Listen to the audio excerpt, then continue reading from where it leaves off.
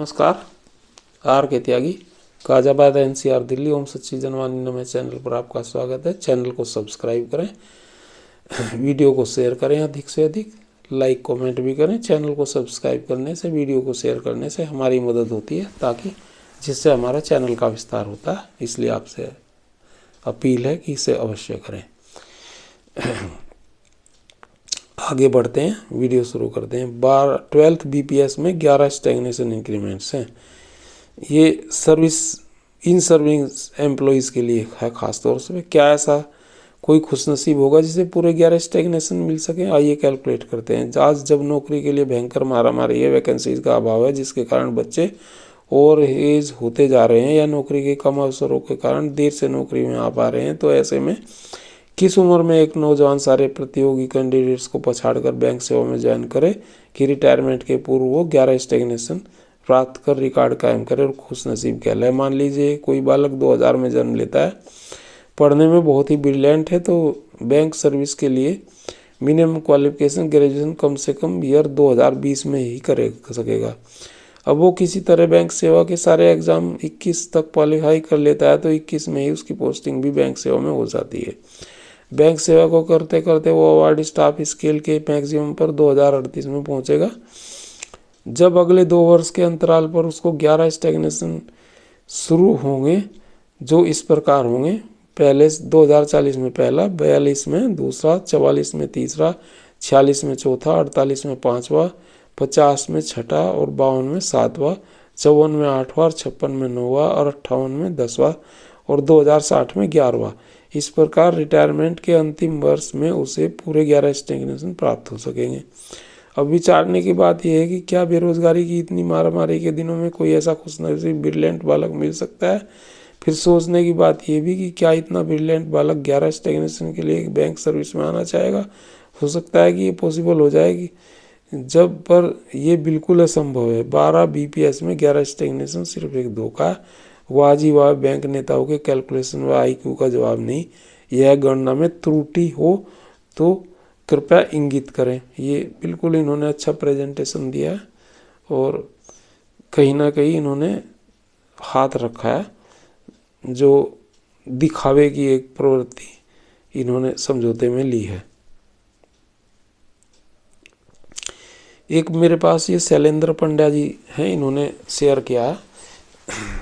ये general secretary रहे हैं यूपी सीबीएसई के, और ये चार्ट जो इन्होंने बनाया फैक्टर का, इस चार्ट के विषय में बता रहे हैं, जो वो कैलकुलेशन है। और उसमें जो सवाल उठे थे कि भाई ये चार्ट में गलत है फैक्टर, जहाँ खासतौर से 0.12 से घटाकर 0.07 गुना कर दिया था इन्होंने। तो वो कहते हैं यह चार्ट किसने बनाया इसमें नहीं लिखा, किंतु जिसने भी बनाया गलत बनाया, जिसके कारण लोग भ्रमित हो रहे हैं। ये जो इन्होंने लिखा है ये उसके लिए है जो इसको कंडम कर रहा था, फैक्टर वाली सीट को।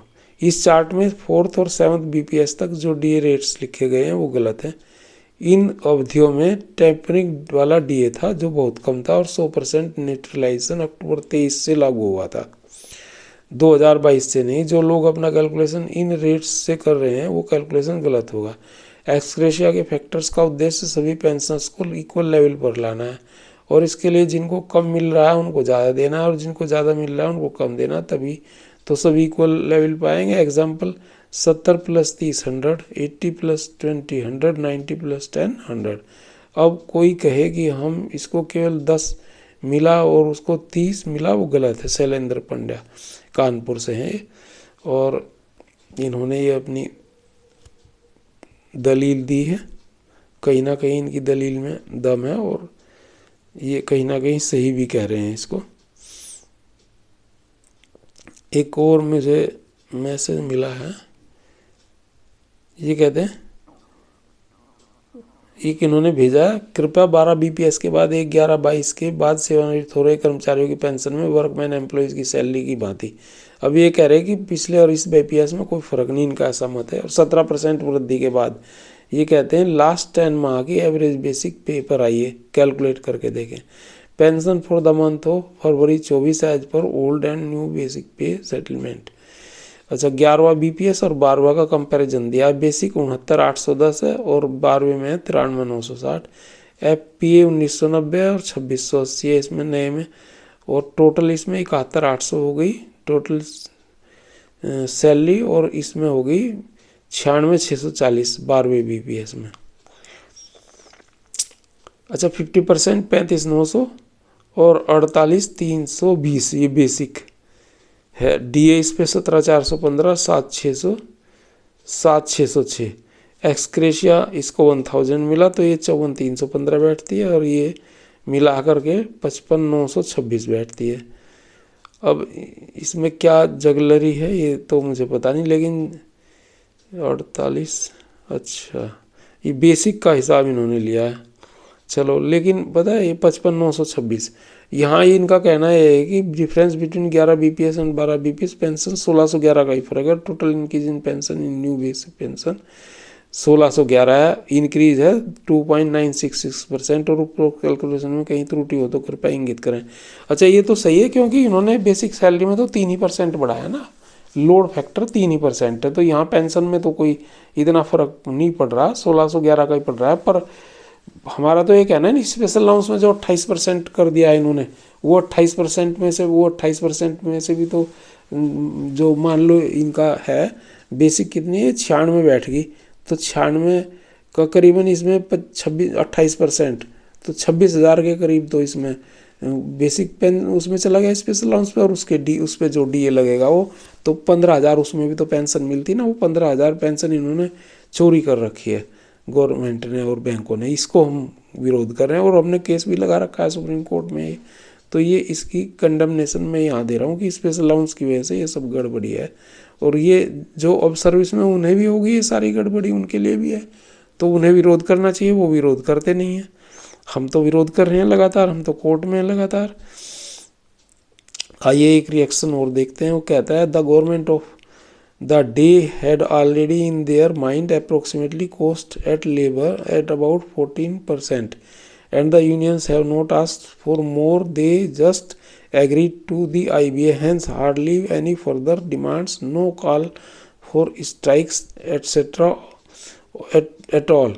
In earlier BPS the IBA finance ministry had better benefits to offer but unions agreed for much lesser increase.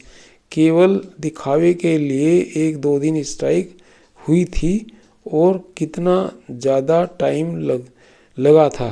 इतनी जल्दी बीपीएस साइन होने का मतलब unions never wanted betterment of the staff, they just agreed to whatever was offered, they could easily had pushed for inclusion of special allowance in basic pay of existing staff, at least the present staff is going to suffer heavily for non inclusion of special allowance for the purpose of pension in the future when they retire. This is my personal opinion. People may and may not subscribe to my opinion. ये बिल्कुल ये सही कह रहे हैं, ये service वालों को ये बात सोचनी चाहिए।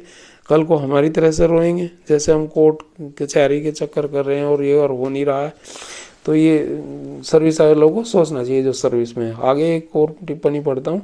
How much money was spent by IBA for holding the BPS signing event at a 5-star hotel whose money they are squandering?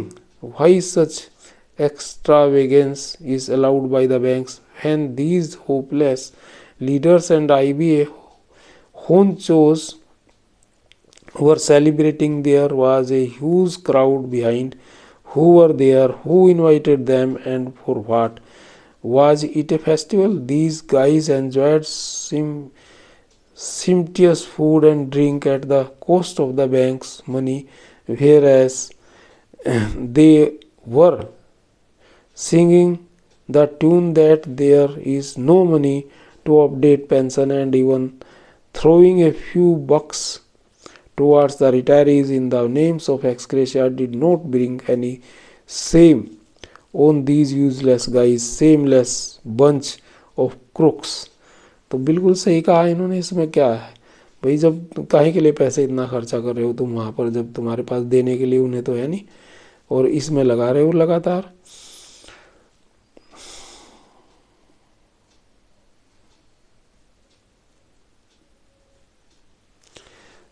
ये एक बहुत बड़ी आपत्ति की बात है, और आपत्ति कर रहे हैं तो सही कर रहे हैं। आगे एक और भी इसमें है, settlement was sign on 8th March 24 from 8th March 24 continuous holiday. Despite holiday, people united and shown dissatisfaction because by increasing of the some special pay, name change so much responsibility.